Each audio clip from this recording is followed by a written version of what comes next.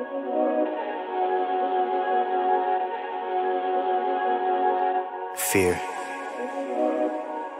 is the enemy.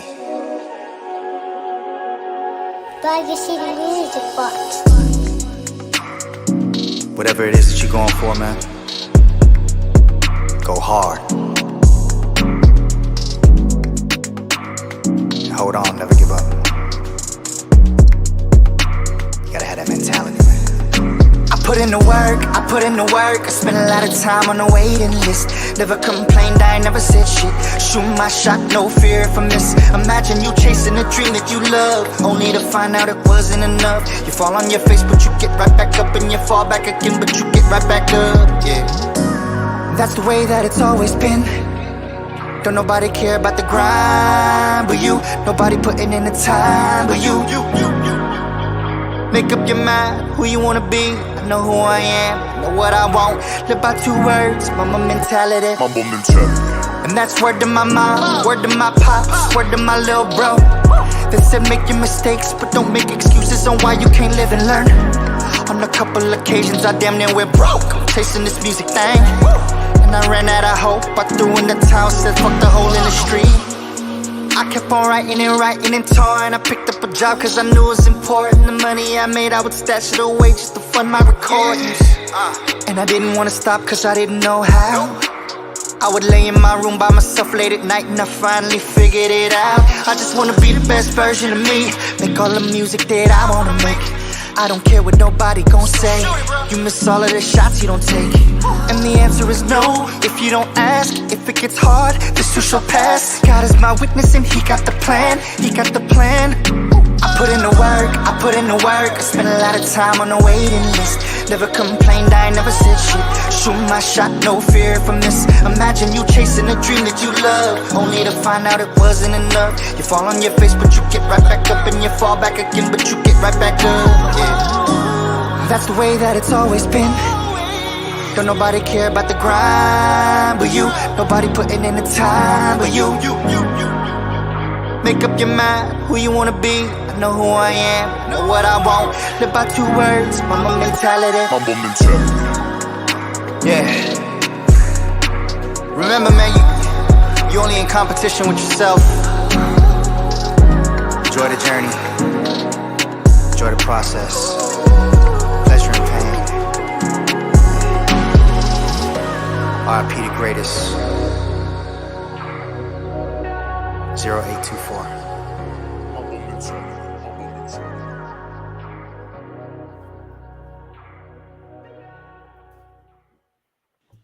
Check 1 2. Check 1 2. Hopefully you guys can hear me okay out there.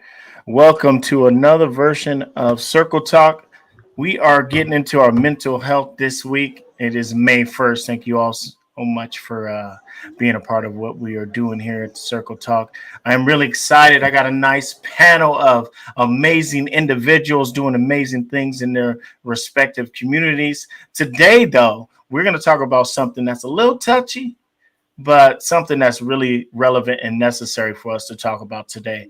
And that's the N-word and how it affects us all in this world today. So first off, I want to just thank everybody for continuing to come through and be a part of what we have going on. Thank all my sponsors. I'm not going to get into those because there's a lot of them, but I appreciate you guys for continuing to support everything Circle does, Circle Talk is, and all that we are about. So thank you all so much. What we're going to do today is we're going to talk about this, and we're just going to open up the floor and just share our thoughts and our feelings about it. And we're hoping and praying that you guys are here for the same reason, to talk about this. It really needs to be discussed. And, it has taken a form that really it's just crazy how in some areas it's like such a positive thing to say this. And then in other areas, it's like you got to be out of your mind to be talking about this around where I'm at. And so we're just going to kind of, get in there and just touch on it. So what I'll do is I'll go ahead and turn it over to people that are in the building and kind of let them introduce themselves and what they're all about and why they're here. So why don't we start with Raldo and then we'll hit Jay real quick, and then I'll figure out what happened with Tremaine because he then disappeared on us. Maybe swiped off. Well, Okay. yes, my name is Geraldo, aka Raldo. Basically, I am an artist and I dive into arts. And what I do is basically try to provide some sense of hope, sense of direction, and love through whatever I do. I try to emit positive rays of light to help individuals overcome different obstacles, whether it's through comedy, whether it's through short sketches or poetry or artwork. Hmm. And that's what I live upon. And then also to talk about subjects like these, man. I Yeah, think these are needed on a day-to-day basis. So that's what I absolutely. do, man. Follow me, you Absolutely. know. All right, cool. Well, thank you so much, man, for being here. I appreciate you. All right, go ahead, Jay Stell. Tell us a little bit about yourself. Okay, my name is Jay Stells. That's also my name on Instagram. J underscore Stells for any of you guys who want to follow me. I have a game night that I'm currently hosting Sundays, Tuesdays, and Thursdays at 10 p.m. We play late night edition of Family Feud. So after you put the kids to bed, come join us. And also, we also do the Wheel of Cash, where you can buy into the Wheel of Cash. You buy your number. 10 wins you 100, 25 wins you 250. And that's just something I do on the side on Instagram Live for those of you who want to join. But I am also a business owner. I am the owner of Endless Tours LLC. We provide private transportation. At the moment, right now, I'm in the works of getting vehicles put on the road. Unfortunately, just before COVID is when I started my business, and then COVID hit and it kind of took a big hit. Mhm. So, I'm trying right now to get everything reestablished. The transportation industry is back up and running. So look out for that. And also, I have a radio station on Amp Radio that I just started. Follow me there as well. You can download the app, Amp Radio Live. And that's also Jay Stells on Amp Radio. We'll be talking, interviewing people, having, just some fun games and some serious topics as well as music. So join me there. Thank you. Absolutely, absolutely. Thank you so much, madam. Make sure you guys pay attention. Follow these people. These guys are all doing amazing things, like I said, in their communities, wherever they're at in the world. So we're going to slide it on down to my man, Tremaine. Let's go. What's going on, everybody? First, thank you so much for having me on this incredible and important topic. My name is Tremaine Davis. My Instagram handle is Manifesto. My pod show Instagram handle is the Manifesto Pod Show.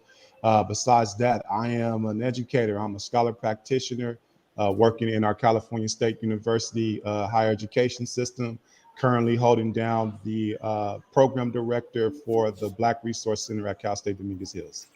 Absolutely. Thank you so much for being here, man.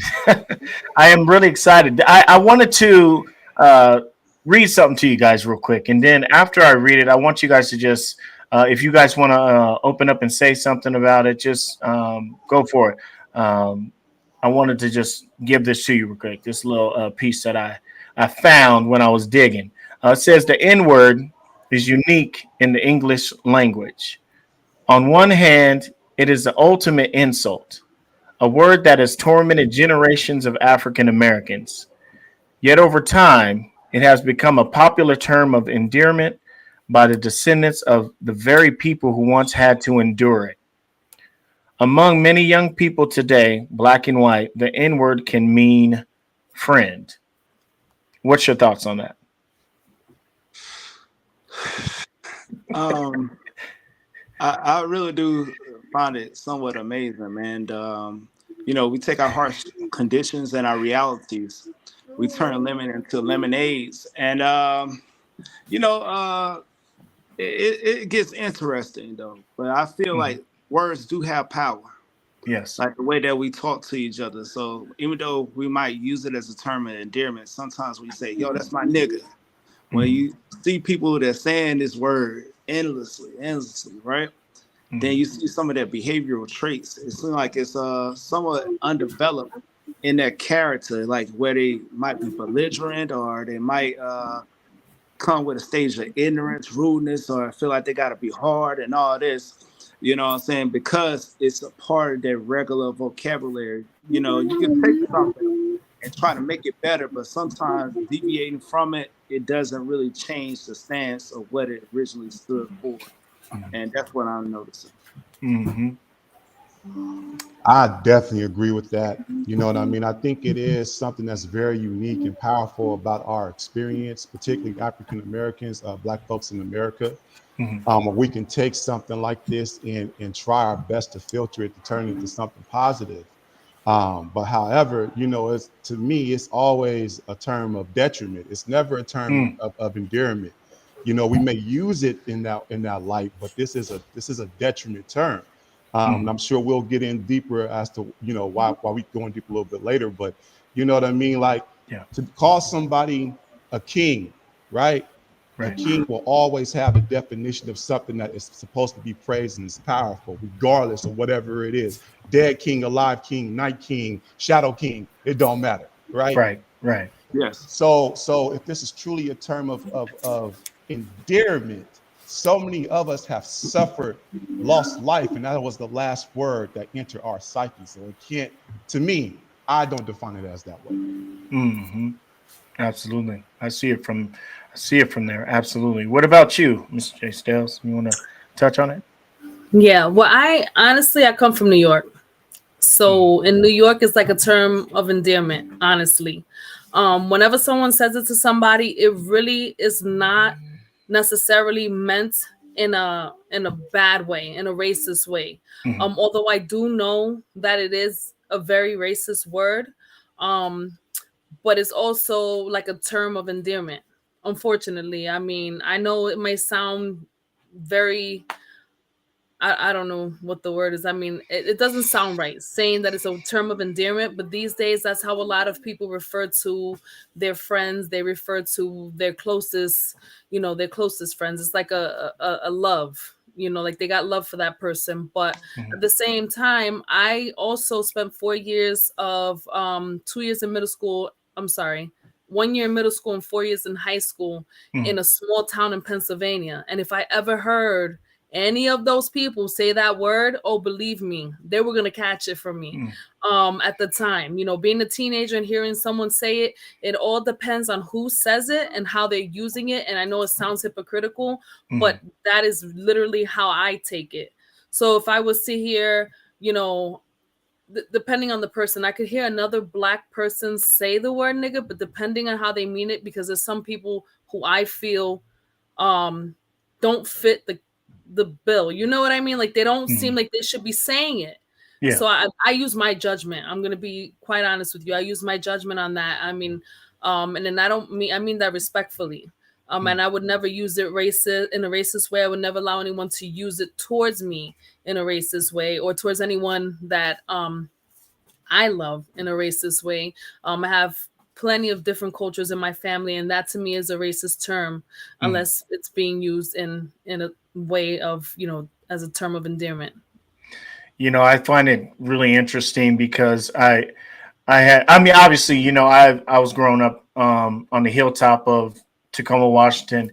It's a place that's predominantly African American Blacks, and every once in a while you may see a white person here or a Puerto Rican and Asian person here and there, but for the most part, everybody on my hood was all predominantly looking like me, and it's such an interesting thing that I run into someone that I haven't seen for maybe 5-10 years. And the one thing that they always say, "What's up, my nigga? What's up, my," you know what I'm saying? Like it's a cool thing, it's like, yeah, that's my dude. What's up, my brother? Yeah. But me, I don't necessarily, y'all know, like, I'm not about that life. I don't speak like that. I don't even use that word in my vocabulary in particular. But at the same time, I'll run into someone that I may have had some kind of issues with, back in school. We may have, been on two different, wavelengths of life, and, we might bump heads or whatnot. And Jermaine, you had mentioned this to me earlier, but when you get into altercations with somebody may happen to have a gun or whatnot and shoot somebody, and they say, and they use that word after shoot him. They're like, "Got you, my nigga."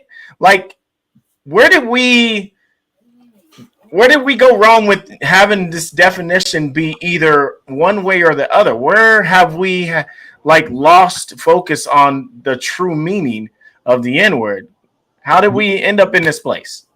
I think, we have to go back to the enslavement of our ancestors. We have to realize that, like, at once upon a time, we were using this word to emulate those who were oppressing us. So at one point during the time of slavery, and as I say this, let me say this too. I have my bachelor's degree in Africana Studies. I study the historical element of the Middle Passage. That's something that I was, big on in college. I just want to reference that as I'm talking. Okay. So someone like, what do you think you're talking about? I'm talking about what I studied. So, I think we have to go back to that element. You know what I mean? At one point, those of us who were enslaved, who were chosen to be the overseer of the other enslaved ancestors, they were the first to use the terminology, this word nigger. And they use it in the same way as the slave master used it.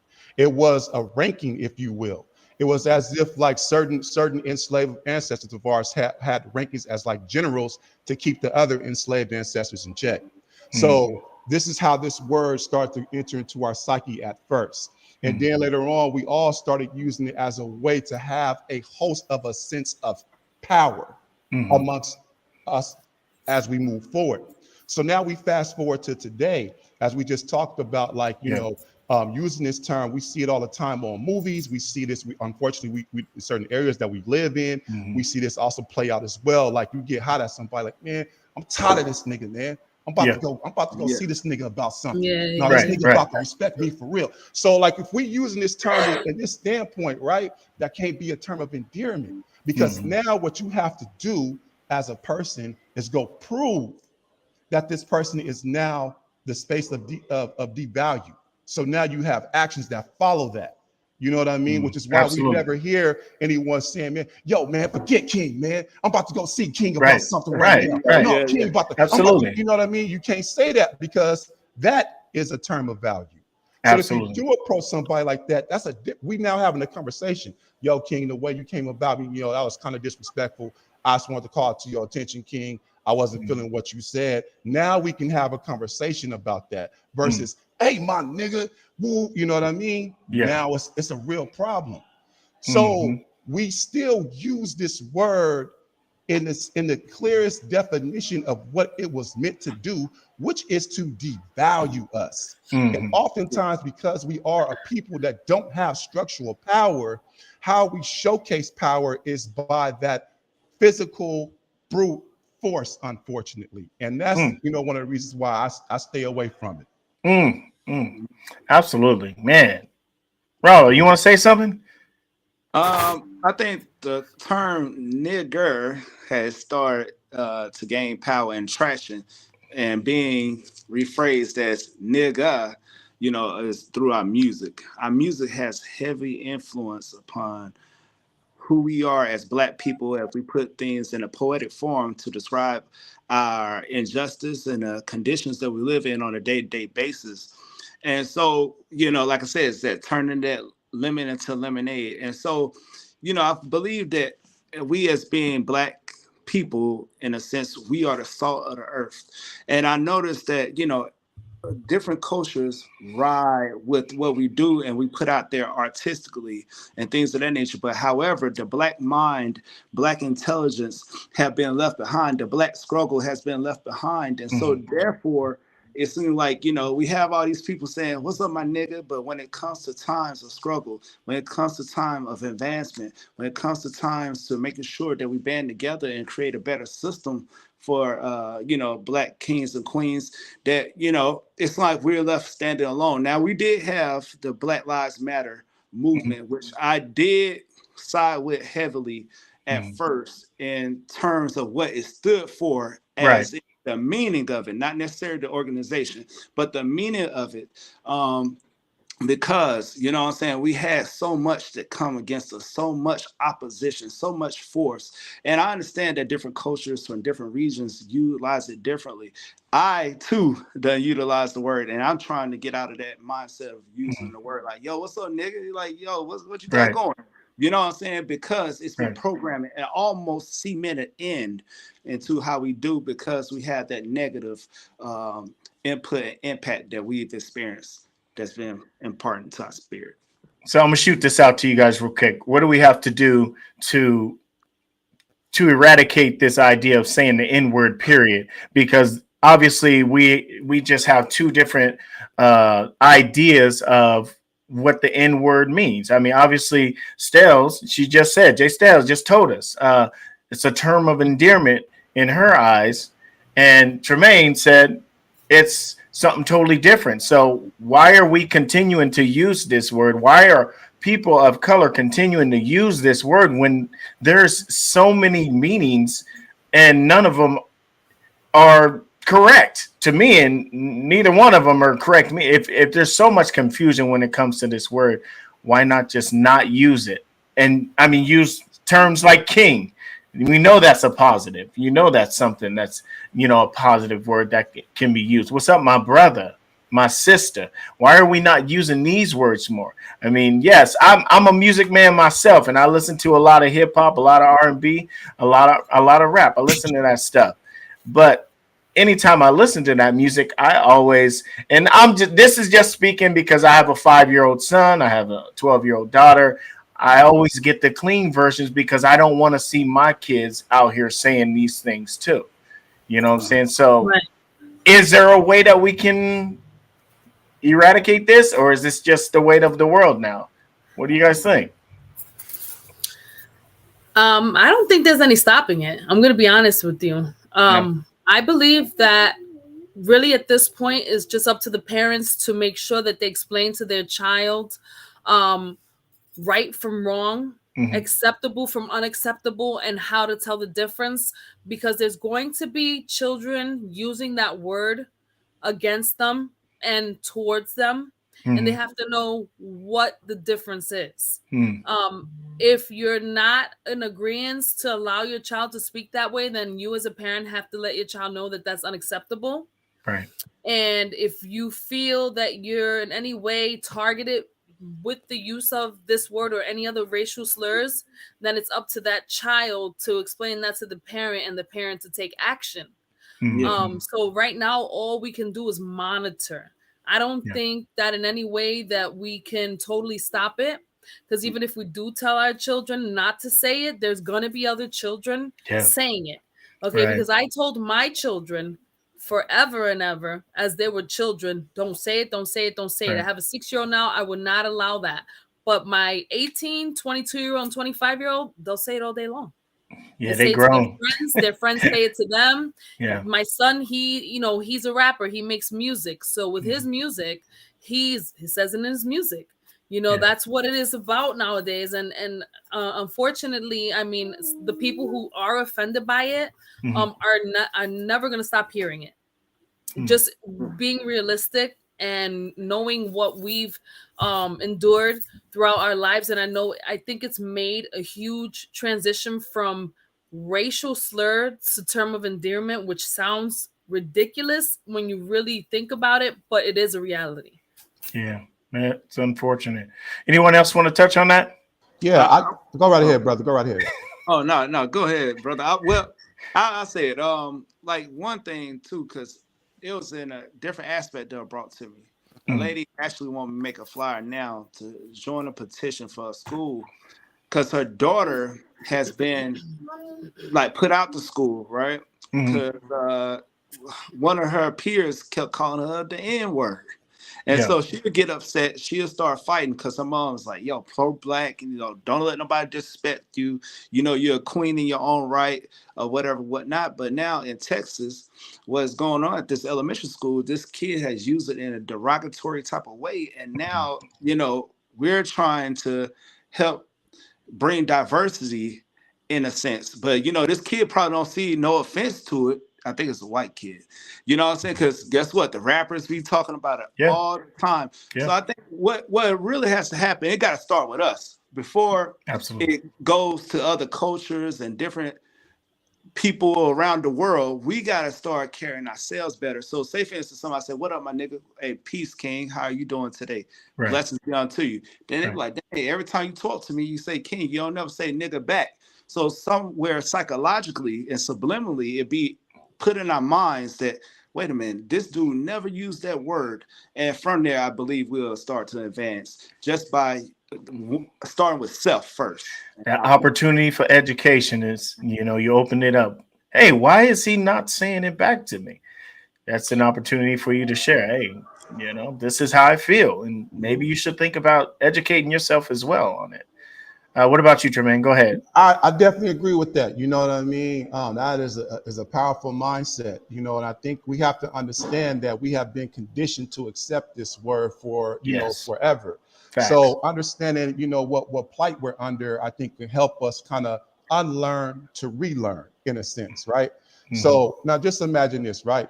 Now bear with me. This is just a scenario, like just to the point what my brother was just talking about. Mm-hmm. Your child comes home from school. Okay. Child says, Mom, I got in trouble today because I got into a fight. Why did you get into a fight? Because somebody called me a nigga. What? Somebody called you a nigga? Yeah. Hold on real quick. I'm going to call your dad. Phone rings. Dad picks up the phone. What's wrong?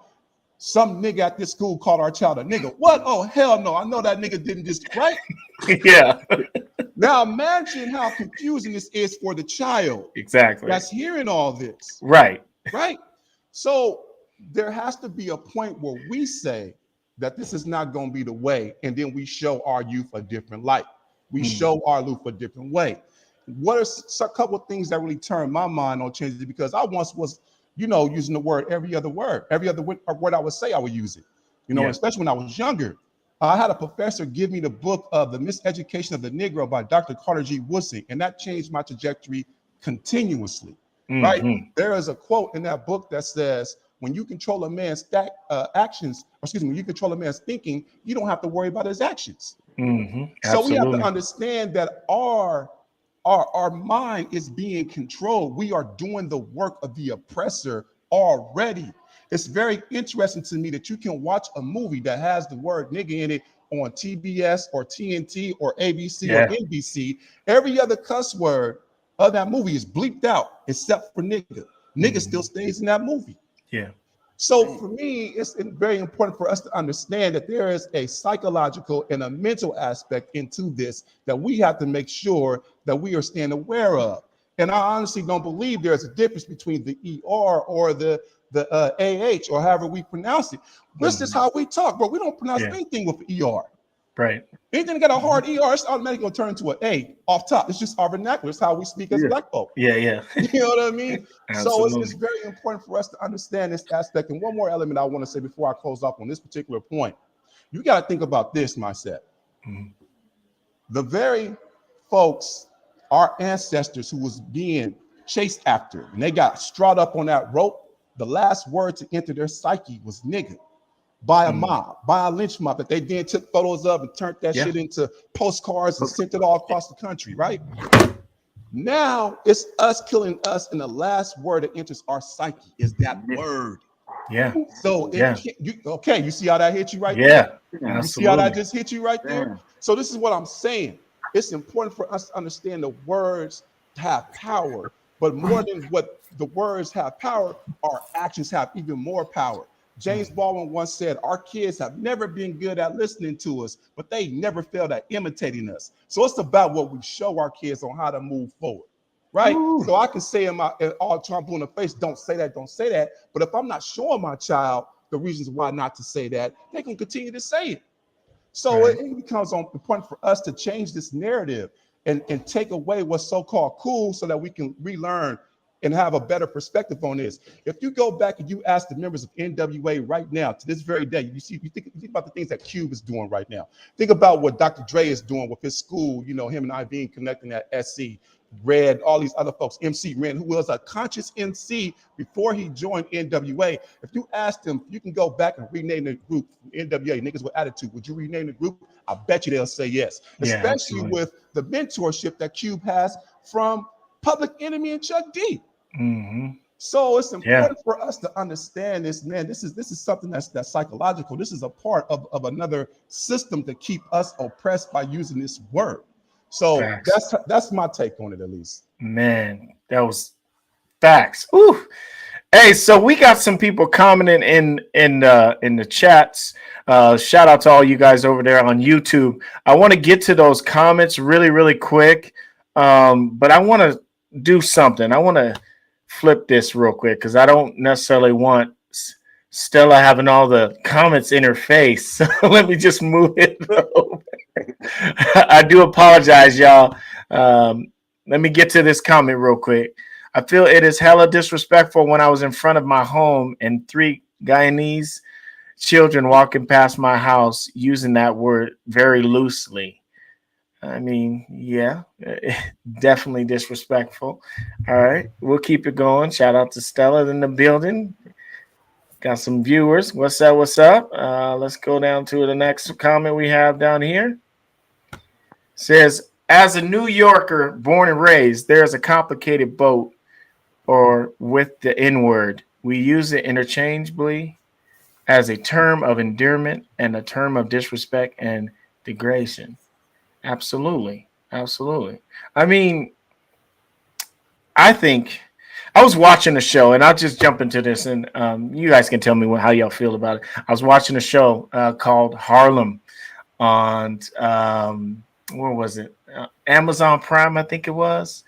And, you know, it's about these women, African-American women, being friends with, they had a couple of, people that were white that were friends. And as you continue through this series, you hear them say the N word like it's just nothing. N. One time they were at this like it was like a, gosh, what is it called? Sitting here doing some exercise, like an exercise program set up, whatever, and a whole bunch of people were there just chilling, and they're having a conversation while everybody's stretching out and everything, and they're saying the N word, and then the person that was in charge of the N word was a white lady. She comes over and she's like, you can't use that language in our establishment. And she was like, why? We're niggas. We can say that. Y'all can't say it though. And then she's like, well, if you're gonna use that language, you can't be here. And so they ended up getting kicked out of this place because of the N word. How do you guys feel about that? You know what I'm saying? You hanging out with your people and you guys are saying it, but then, you know, someone comes in and says you can't be saying that type of language in our environment. You know what I'm saying? How would you guys feel about something like that? I feel like you got to respect it. Yeah. Period. If that is the rules of that establishment, regardless of what your views are, you have to respect it.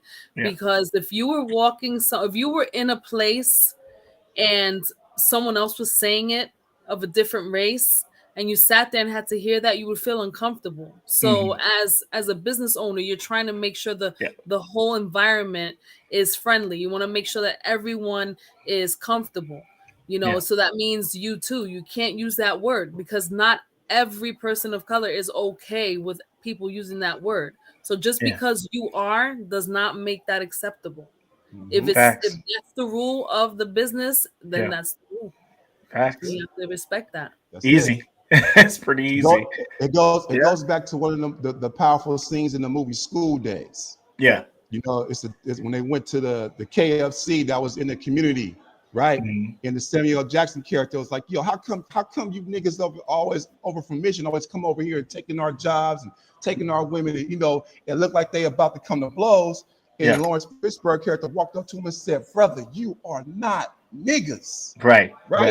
It's that understanding. But now here we are with a show like Harlem that has, you know, that's centered around 3 powerful women, by the way. One is a college professor on that show, and the response is, we niggas. Yeah. Think about the message that is sending. That's what I'm talking about. That is the warfare right there. That's the psychological warfare right there. Right? A white woman coming over saying you can't use this word, and the black people are saying no, we can because we niggas. That's some jigaboo type shit right there, man. Come on, man. He said jigaboo. That's blackface, like, hey, you know what I mean? In modern, you know, TV nowadays. And people laugh at it but that's the thing. We've been conditioned to laugh at our pain. We have yet to be conditioned to understand, like, no, I can channel this pain into action. I can channel my pain into liberation. We haven't gotten there yet as a people. Absolutely. So, were you going to say something? Oh no! No, I was gonna. I'm sorry, Raldo. Go ahead. No. I was just listening. No, I was just gonna say, being Puerto Rican and knowing that there's also racial slurs that they use towards towards us. Mhm. In certain places, I know that if I heard that word, I would take it totally as disrespect. I would Right. never be accepting of that Mhm. term, and I would never go into a place that says, oh, that's not allowed to be said here, and say, well, I'm a spick. You know what I mean? I can say Yeah. it. So I don't think looking at it from that perspective that it's acceptable at all. Yeah. Yes. So this is what we're gonna do because I got some more comments, guys. Keep on coming with the comments, and I will get back to you. I do apologize, but I had a question for you guys about schools. Is this something that you think should be taught in schools about the origination of this word and how it would be something that should be, not a part of our language, and the reason why? Or how do you guys feel about all that? Like, I was thinking about it, and would it be something that could be taught at school? I think we can do it. I don't know if my mic on? Can I y'all can hear hear me? you, brother. I can Oh, hear you. okay, cool. I didn't see the little gold thing outlining my picture. But no, what I was saying is this. Yes, I think it's very much so needed. I Mhm. know the term nigger, what I'm saying? Some people like to say derived from Negus, an Ethiopian term, or the Mhm. river Niger. And so Yes. that's how they kind of identified us because they couldn't pronounce such African terms or they wanted to just be plain disrespectful. So they just put their own spin to it.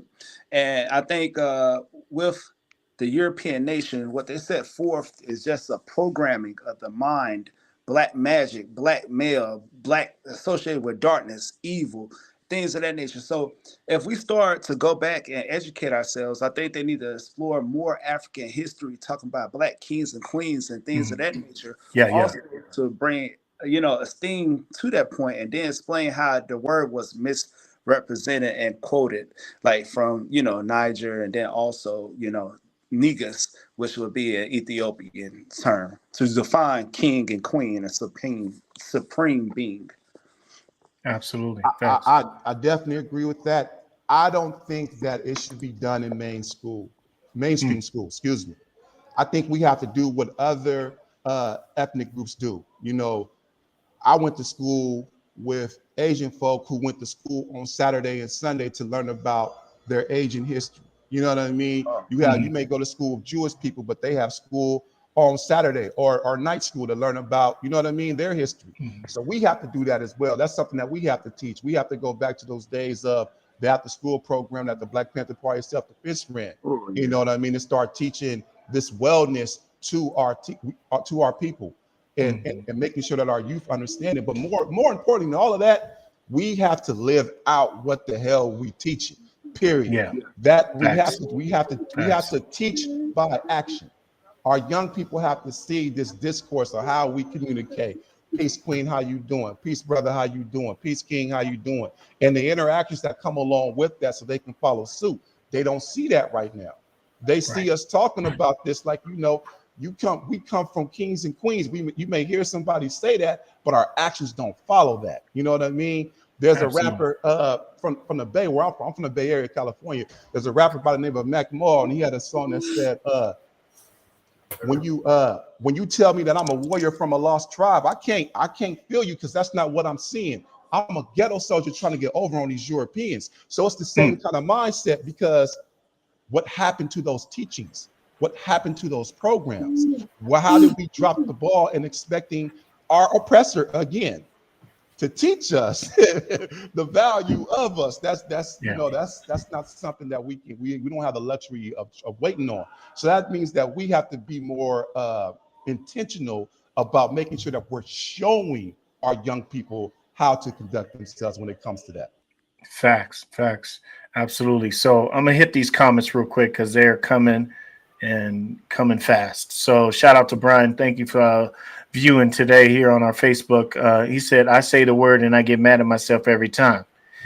Well, there you go. That in itself should tell you it's definitely not something that you want to continue using um, in your vocab. We have to remember that artists and groups promoted Black Power and Revolution, like Tribe Called Quest. I'm sure that's what he was saying. KRS One, X Clan, Brand Nubian, Public Enemy, Rakim, The God was all considered mainstream hip hop. Absolutely. Right. Old school right there. Let's keep on going down real quick. The show Harlem is a gross misinterpretation of Harlem. I mean, I believe it because it's definitely not on my top 10 list of things to watch after watching a little bit of it. It was definitely not something that I would say, hey, kids, watch this. So, anyways, we'll get back to the conversation. So, my next question, let me go ahead and punch one up real quick while we sitting here. Why is the N-word so popular with many young black kids today? Well, because, I mean, I can answer that for myself, and I think we've already pretty much discussed it a little bit. But why do you guys think the N-word is so popular for the kids today? Because our music, our TV shows. I think it has a lot to do with the parents, number one, and the places that, well, I want to say their peers and the places that they go, schools, social media, music. I mean, these kids are on social media so much these days Mhm, that, I mean, they do nothing but that. Like, there's really no television like it used to be. Everything is social media. mhm. So they learn. They're like sponges, especially the younger kids that are coming up. They absorb all of the negativity they see around them. They absorb the positivity as well, but they're gonna go with whatever people are using these Yeah, days for like slang. So that's basically how I feel. I think they think it's just a slang. They don't really know. And like you guys were saying before about teaching in schools, they're not taught.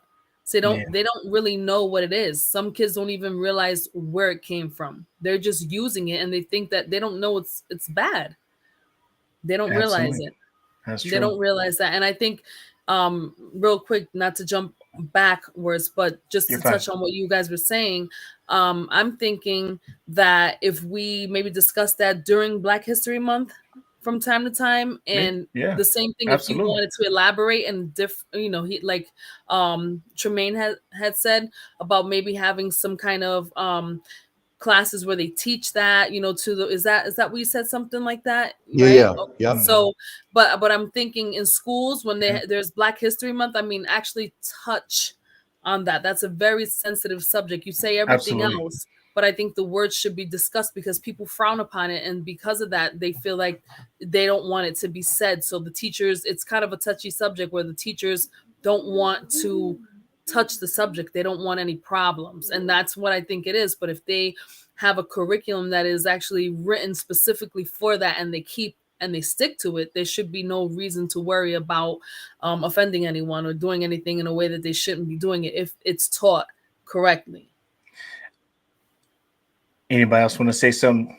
Nah, I If think that's a powerful point. yeah, I think also too, like looking into certain, because there's templates out there already. We don't have to reinvent the wheel. You can just have yeah. like breakdown dialogue.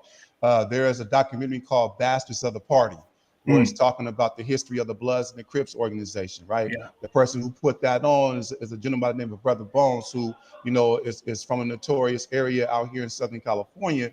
But he makes a point at the end of that documentary where he's talking about like to view yourself as something higher is very important, because when we out here doing work, the words we kind of use and how we describe each other, has a lot to do with how we devalue one another. But if we speak highly amongst, each other, that changes the whole trajectory of how we even view each other as or oppositions or whatever the case may be, as these young folks are saying. So, the education piece definitely comes into play for sure. We just have to get to a space to where like we have allowed that to be cool. We still got to get to that space. It's still not cool to learn. It's still not cool to be smart, unfortunately. I right. think that's changing a little bit, but we have to make sure that we're pushing that real hard. Absolutely, facts. So I want to touch on something. This one might give me in a little trouble, but it's all good. We here to talk about this because it's important. But why is it such a bad thing for white people to say the N word? Well, We all know why. And I'm just saying, it's in everything that we deal with in today's society. I mean, all of the music you buy, it's in it. All of the movies that we see nowadays, it's in it. Why is it so wrong for them to say it when And this is the point. let me know. Speak on it. This is my point. This is my overall point. This word has to deal with historical power. Yeah. So when a white person says that word, it is a part of the historical history and the trauma that has been associated with the actions that have come behind that word when white people said it to our ancestors. Yes. Mm-hmm. So if we can agree on that, then we understand like why it still holds rank. And the reason why it holds rank is because unfortunately we're still living in that systemic, structural, historical power. And I'll give you an example. Okay. Technically, the school that I work at is known as a majority minority institution. Help me understand how that makes sense. If you are the majority, you can't be the minority. Facts. Unless we're talking about power. So since we're talking about power, even though folks of color are the majority, those folks of color have no power.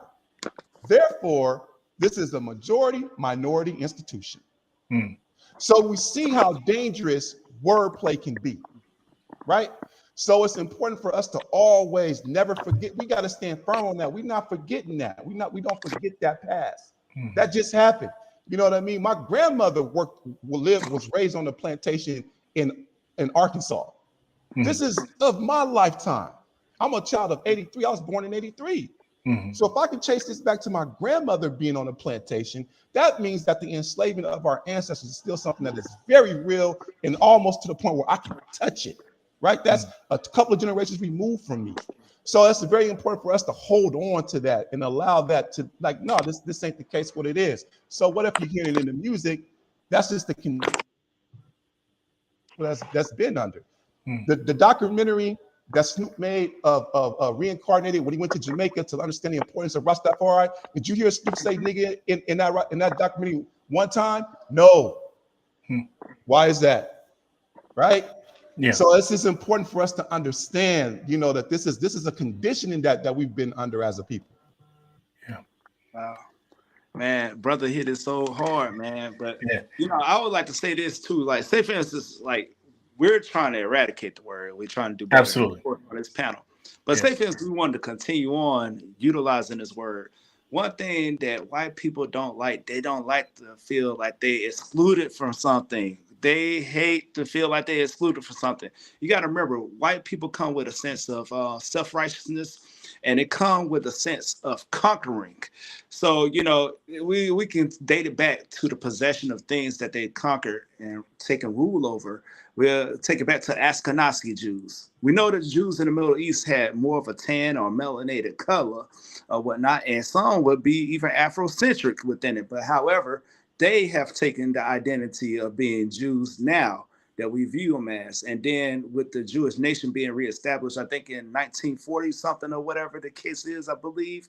So, you know, we got that. We got Egyptian history that, you know, they shot out, I think Alexander the Great shot off the noses of some of those black things because they couldn't believe that black people built this area, which is in Africa where black people reside. So they did that also as well. Then we go to Moroccan culture with the Shriners, the people with the red hats that be in you know, in traffic asking for money. They got the crescent moon, and then they got the Arabian like sword, which is also a northern African country as well. So they hate the fact that there's a term that has been used, which was once originally originated by them, that now we twisted it, but now they no longer have possession over it. So in any type of way, they love to include it. They love being around black friends that say, oh man, you grew up in the hood, man. It's okay if you use the N-word or whatever the case is. You know, you homie, you know, he grew up. I asked some people about it. I said, no, there's no excuses for that. Because I believe if you give the devil an inch, he would go a whole mile. And then we wonder why they don't respect us, because you don't start with the minute thing. If you got a small leak in your tire, eventually that tire going to go completely flat on the bumpy road. And then you're going to be riding on rims until it starts to set aflame. Yeah, absolutely. Facts. Get in there. Sheesh. What do you think, Jason Dels? I'm sorry, I had to mute for a minute. It was kind of loud in my background. Um, I'm sorry. Go with your main first because I just got to get my thoughts together. I'm still processing. I had a call come in. I had to kind of text someone. I apologize. Oh, we was just talking about the idea of anyone other than Black people saying the N word. Right. Is Well, it? It's How do you unacceptable. feel? I don't know. That's what I was thinking. That's what I was saying before. I think that I don't think anyone.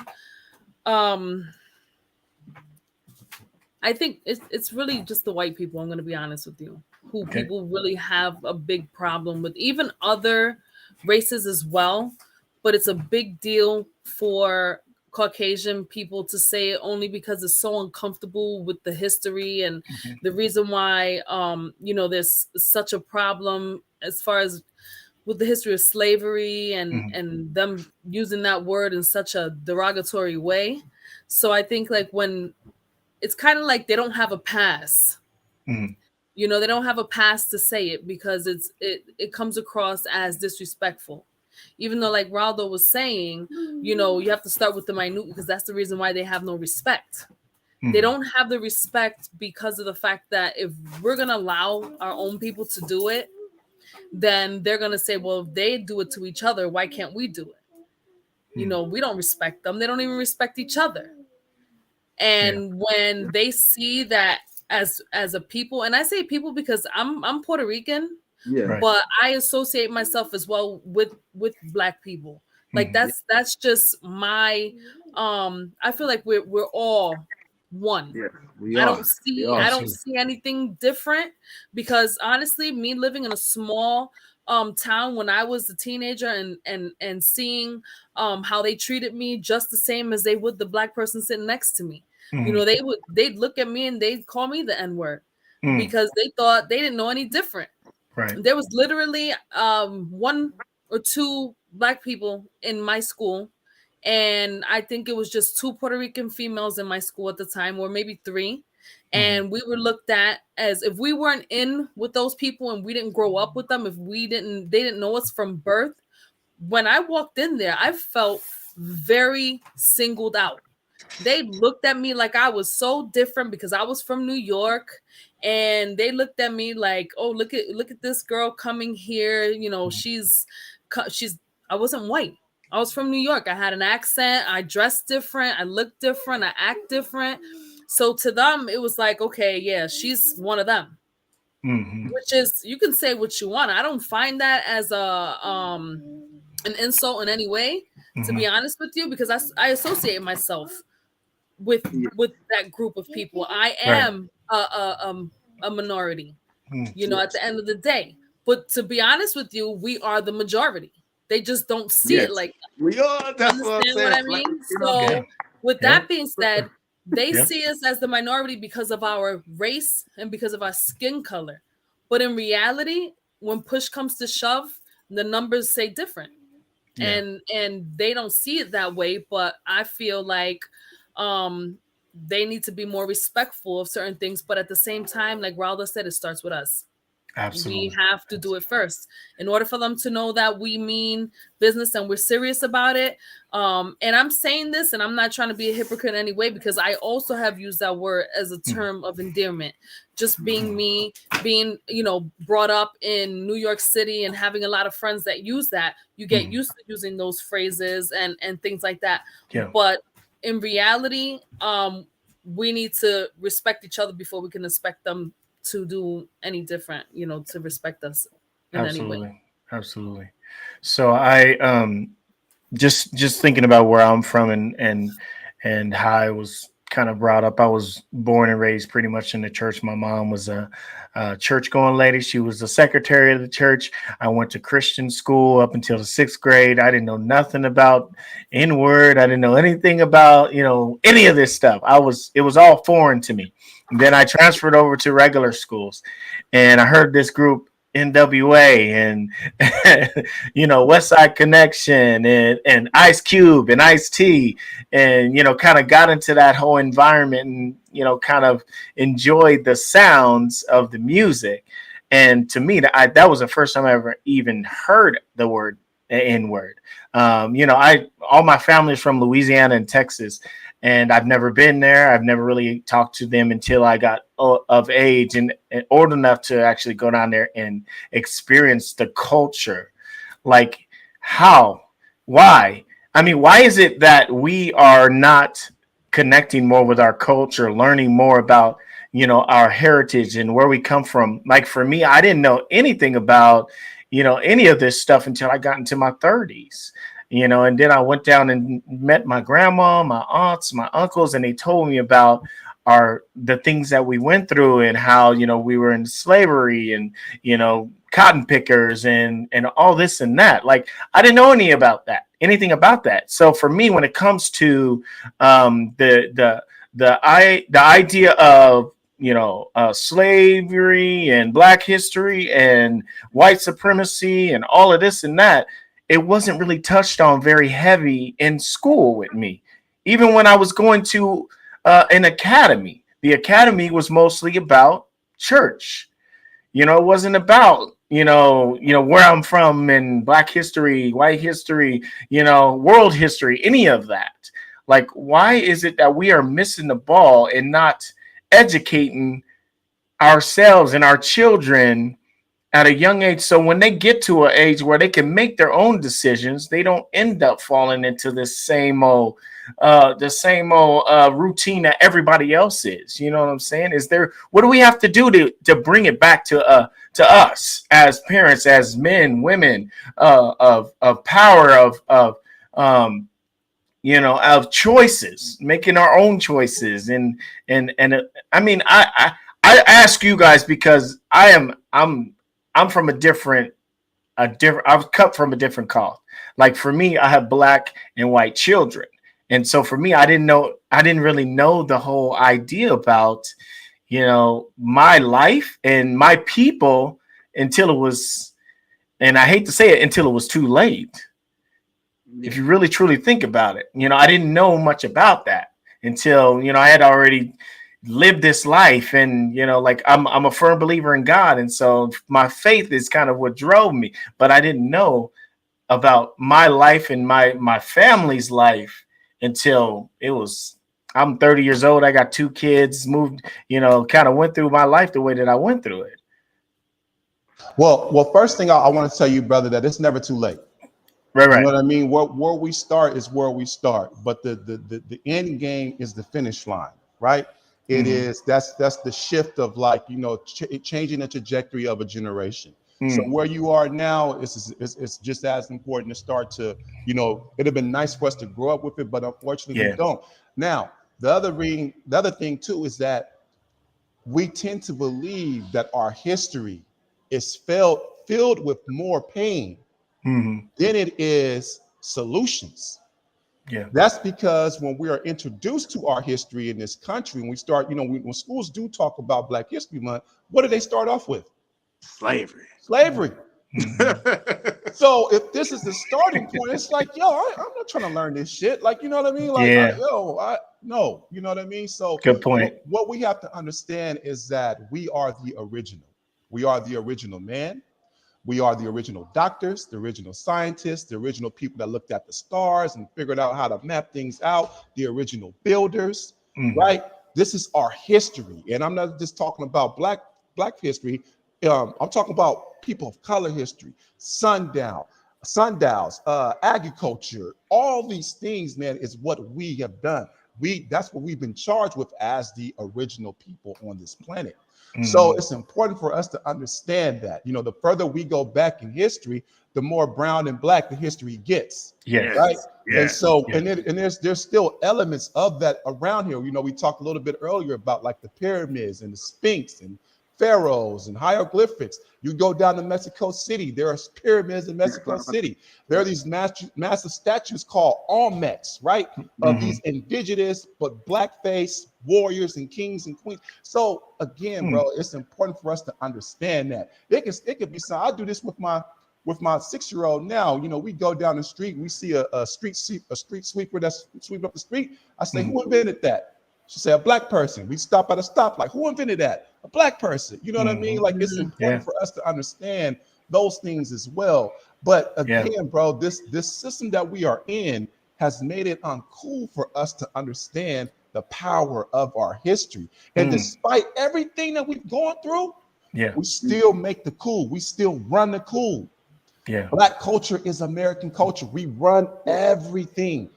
Nothing happens without us having approval on it as far as what's hip and what's cool, right? Absolutely. So there's power. There's so much power in that. Now imagine if we just said, yo, what's going to be cool from here on out is that we learn about our history. We going back to these days of, you know what I mean, the X-Clan, and we rocking medallions, we rocking sofa chains, you know what I mean? We wearing black-owned clothing, not out of boycott, but out of love. That's what we're doing. Things will change. So trajectory will change completely. So again, man, wherever you are, you start wherever you are, and just allow yourself to let that small pebble turn into a snowball. That snowball is going to turn into a boulder. That boulder is going to turn into a continent of land mass of knowledge, and that's what you give to the next generation. Absolutely. Speak on it. Absolutely. Facts. I love that. I love that. Say that, man. I think so many people separate themselves from the struggle. So say, for instance, it's just like a person saying, you know, I got my stuff. Now it's time for me to move up out the hood. I'm getting up out of here. So I think that's what happened when a lot of people had migrated from the South. They wanted to X out that pain. They're like, yo, we got a positive future to look towards. And that's why I look at the things that are left behind us. But I think so much is powerful that your past helped prep you for your present state. So your present state, you can know how to project towards the future.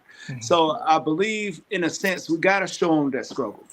You know what I'm saying? Invite your children and stuff back to the hoods and things of that nature.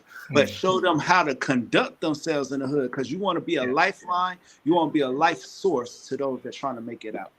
Absolutely. Good one. And the purpose of us to make it out is to get resources to build in, not to leave continuously. We can't be the people that say, you know, like you say, bro, I got mine, I'm out. And then we go back like, oh, man, what happened to the hood, bro? It's gentrified now. Well, you left. That's so what do you think was going to happen? What did you think was going to happen? Right? So that becomes very important for us to understand that too. We give children half the truth. You know, go to school, get out so you can make better of yourself. Get out to pour in. That should be the message that we give to our kids. Facts. Absolutely. Love that. Love I that. agree. So it's been a little over an hour. This has been a great conversation. There is one thing that I wanted to ask you guys, one more question. And this one is, can the N-word create mental illness? Because this is a mental health check. Can it create mental illness in our lives? If anybody want to shoot. Yes. Yes. Shoot.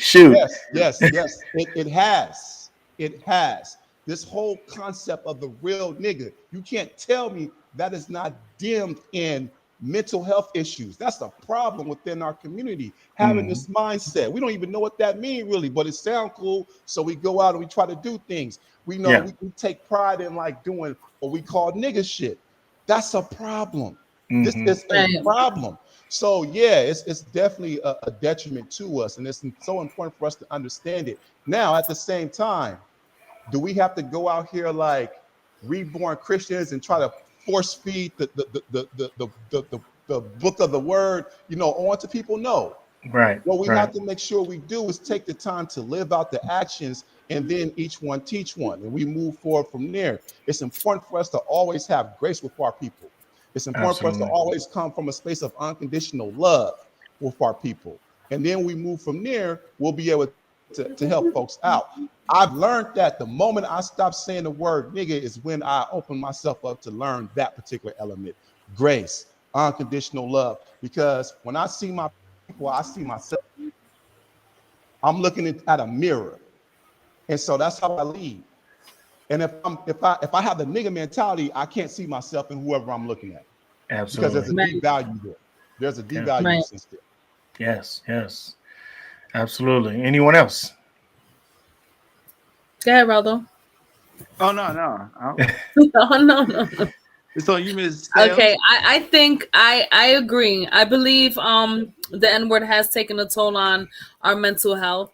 There's a lot of people who probably have been, in the negative way, have been bullied with this word, and that causes depression, Yes. and lots of situations that are unfortunate nowadays, especially amongst young kids, Mhm. in high school and middle school, coming up elementary school. You have young kids saying it too to each other, so I think it can cause people to have also problems with their confidence, and not understanding where they come from, and everything. Hmm. Truth. Yeah. Absolutely. Raldo. Oh no. Man. One thing. I was just going ahead and share my last little thoughts.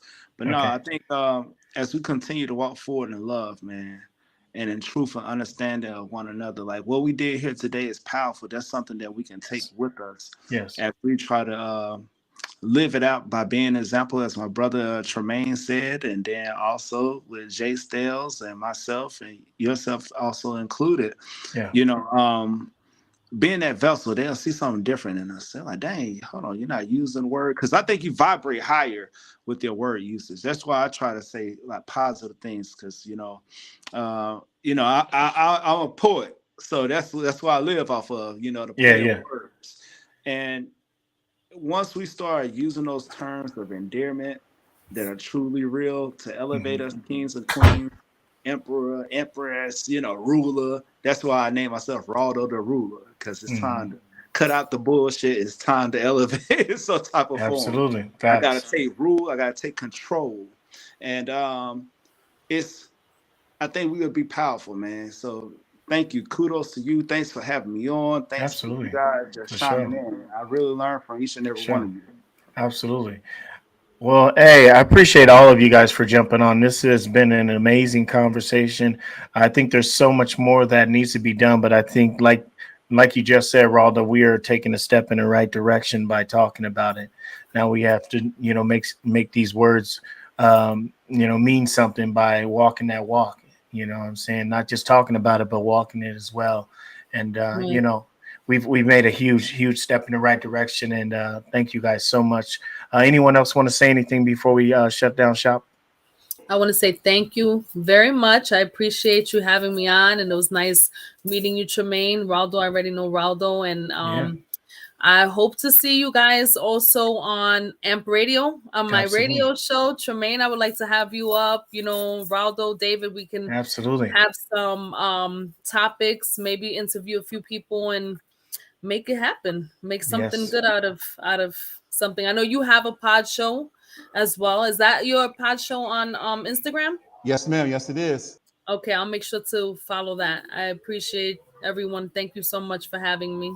Thank you. Thank you so much for It's coming on. Absolutely. definitely powerful. Salute to everyone that's on here. Thank you, dear sister, and much positive energy moving forward to you, and much success with your new venture with the radio station. I'm sure it's going to do Thank you. well. And the same Thank thing to the you. rest of you brothers that's on here. Really Absolutely. appreciate this time, and this has been Yes. great food for thought. Absolutely. Thank Hey, you. for everyone that's watching, thank you guys so much for following. Please make sure you guys to follow all of these guys that are here right now. All of them are doing amazing things. Definitely follow if you have not done it yet. And thank you all so much for viewing. We will be back this Saturday with Dr. Rowe, which is an amazing doctor that's doing things for Blacks and nonprofits. You might want to tune in and listen to that as well if you aren't busy this weekend. So on behalf of Circle Talk, thank you guys so much for being Thank here. you. Y'all have a wonderful rest of your day, and we'll talk real soon, everybody. Take care. Okay. Have a good night.